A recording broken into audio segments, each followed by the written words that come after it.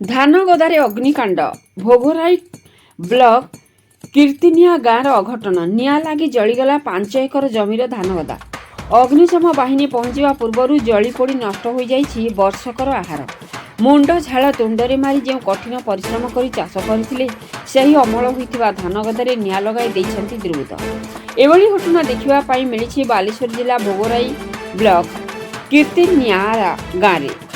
ସୂଚନା ଅନୁଯାୟୀ ଭୋଗରାଇ ବ୍ଲକ ଓ କୀର୍ତ୍ତିନିଆ ଗାଁର ନିଶିକାନ୍ତ ସେଠୀ ପ୍ରାୟ 5 ଏକର ଜମିର ଧାନ ବିଡ଼ା ଆଣି ନିଜ ଖଳାରେ ଗଦା କରି ରଖିଥିଲେ। ମାତ୍ର ଗତକାଲି ବିଳମ୍ବିତ ରାତିରେ ହୁ ହୁ ହୋଇ ଜଳୁଥିବାରୁ ଦେଖି ନିଆଁକୁ ଆୟତ୍ତ କରିବା ପାଇଁ ଚେଷ୍ଟା କରିଥିଲେ ମଧ୍ୟ ଆୟତ୍ତ କରିପାରିନଥିଲେ।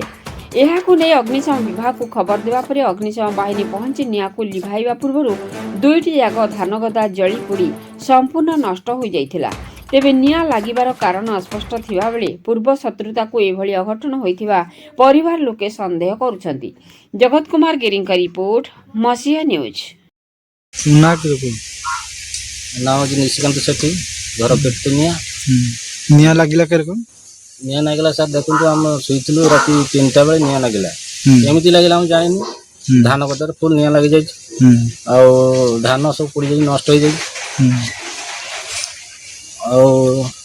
सकाल उठी देखा पूरा पूरा धान काटी निआं लगी फायर गाड़ी की फोन कलु से आसिक निआं आयत्त कले।